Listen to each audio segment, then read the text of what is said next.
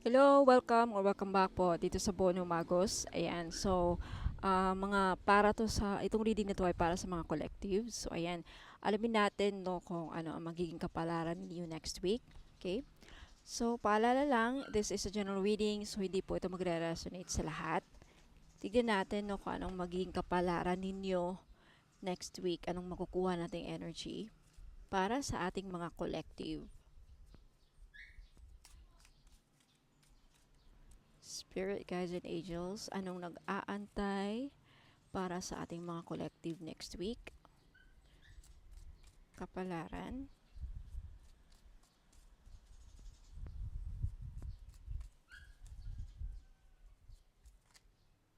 Okay. Mukhang may mga tao sa paligid ninyo na naiigit, nakagalit, nagsiselos, kinaiingitan kayo, collective. The Moon card. Knight of Pentacles. Okay, sa mga nag-aalala dyan sa pera, huwag kayong mag-alala kasi next week meron kayong matatanggap na pera. May magbabalik next week, may magpaparamdam. Ayan, past person, ayan, may magpaparamdam. Death card, may magbabago. Okay, may ending na mangyayari. Makakatanggap kayo ng mensahe next week, lalo na yung mga nag expect ng tawag, call, sulat, telegrama. Ayan, matatanggap ninyo next week. Okay? Lahat ng mga pagsubok ninyo, oh my God, lahat ng mga pagsubok ninyo, collective, matatapos na. Lahat ng struggles matatapos na. Claim this if I were you. Lahat ng mga challenges matatapos next week. Wow! Lahat ng pag-aalala matatapos na. Three of Pentacles. May mga taong tutulong sa inyo pagdating sa problema sa kaperahan. Talaga namang may magbibigay. Yung mga umaasa, nag-aantay ng approval sa loan, ayan, next week, aasahan ninyo, okay? Makakatanggap kayo ng good news about dyan. Nine of Wands. Okay, matatapos na yung paghihirap talaga. Matatapos na. May nakikita akong celebration next week. Okay? Celebration, pagsasaya. Okay, karamihan sa inyong collective makakaranas ng pagsasaya, celebration, harmony. Okay? Lahat ng mga collective natin dyan ay matutuwa. Okay? Sasaya next week. You have the Knight of Swords. Okay? May gustong kumausap sa inyo next week. Yung mga nag expect ng tawag, nag expect kung babalik yung mga past person nila. Okay? Abangan nyo next week. King of Cups. Posible yung mga babalik sa inyo. Okay? Cancer, Pisces, or Scorpio. Paparamdam next week. Four of Cups. Pero mukhang hindi mo papansinin or hindi kanya papansinin. Kung ikaw naman ay gustong bumalik, mukhang hindi ka papansinin.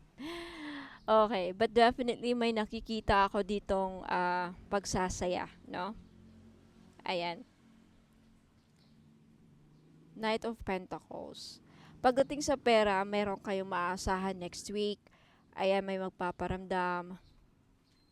Iba next week makakatanggap ng financial help, financial support, makakatanggap ng ayuda, makakatanggap ng telegrama.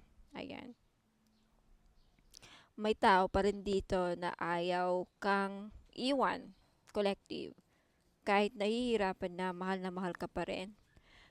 Yung taong hindi mo pinapansin sa ngayon, parang gusto kanyang kausapin. Wala, hindi pa rin, unfinished business to eh. Parang, para sa kanya hindi pa rin tapos ang inyong relasyon. Ayaw niyang tapusin ang inyong relasyon. Ayaw niya makipaghiwalay. Ayaw niya ng ending. Okay? May reconciliation din akong nakikita pagdating sa pag-ibig. Okay? Now, pagdating sa kapirahan, may nakikita akong makakatanggap kayo ng tulong. And Knight of Pentacles, yung iba sa inyo, nagpaplano. Daming planong mag-invest, no? Knight of Pentacles, maging practical tayo sa pera natin. Okay, wag gastos, i-invest sa tamang lugar, ayan, sa tamang, paano ba? Like, mag-invest kayo. It's a very good time to invest your money kung meron kayong naipon. Ayan, yung iba sa inyo nagbabalak mag-ipon. Ayan. Tignan natin kung ano pa yung paparating. Okay?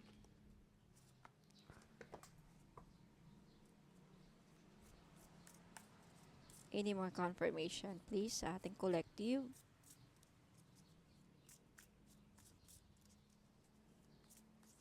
Next week, ano pang paparating next week?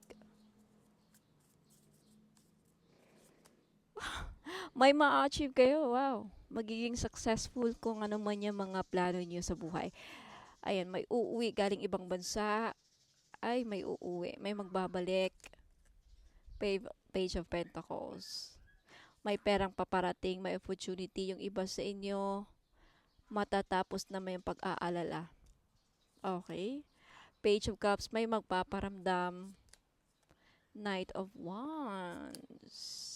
Death card lumabas ulit. Eight of Swords. Four of Swords. Okay. Yung iba sa inyo, makaka-relax finally. Okay, makaka-relax finally. Ace of Wands, Three of Cups lumabas ulit. King of, ayan.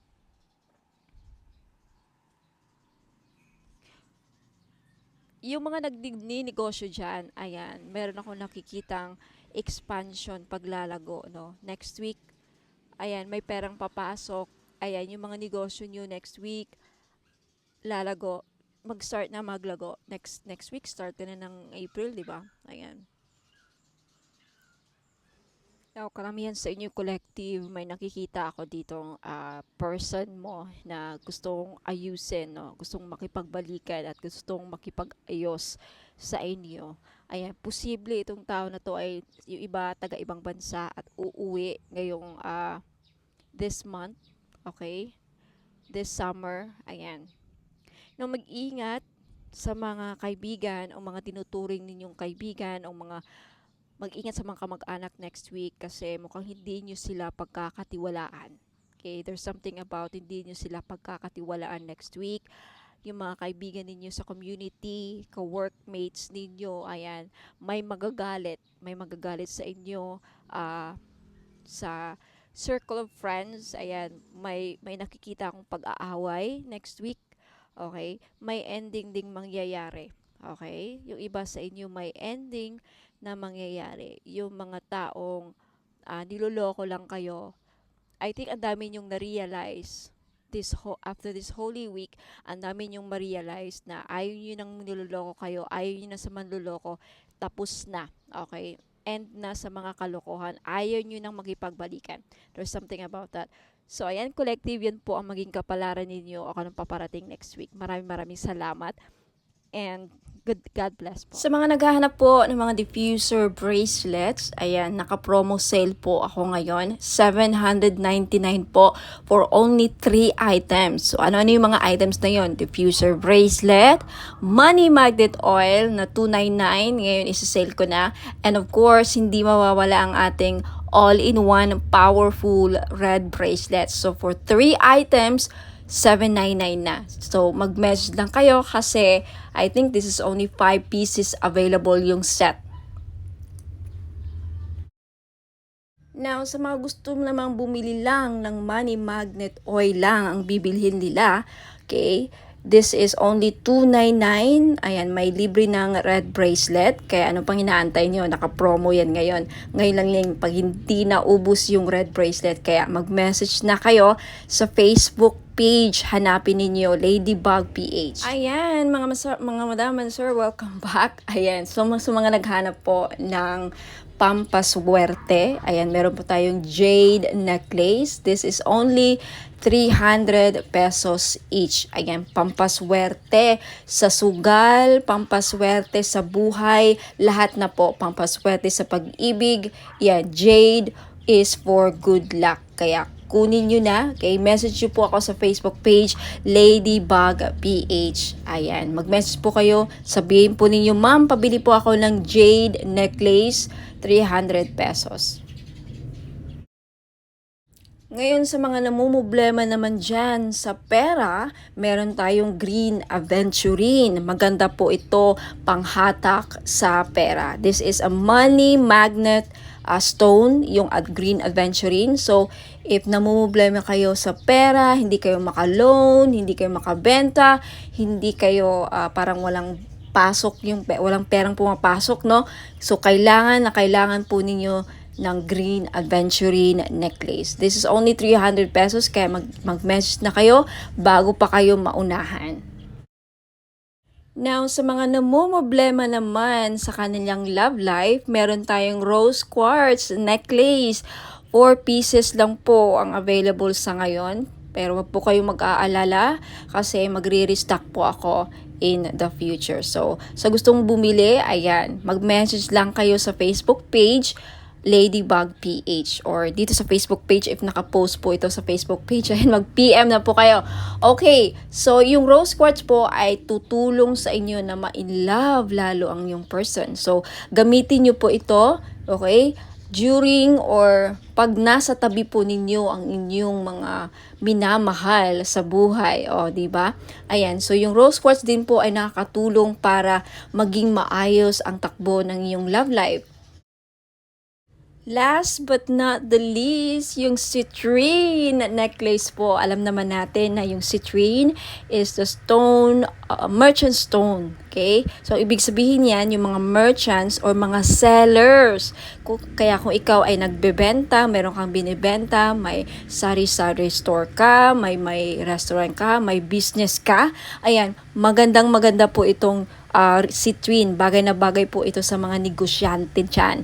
Okay? Para panghatak, pampaswerte, panghatak ng pera. Ayan yung citrine. And talagang mabibenta ninyo yung mga binibenta ninyo. Lalo-lalo na dun sa mga nagbibenta ng lupa. Ayan, pwede rin yung citrine. Ayan, kung meron kayong binibentang kahit anong binibenta. Okay? This is the seller's stone, kumbaga. Kaya, ayan, kunti lang yan.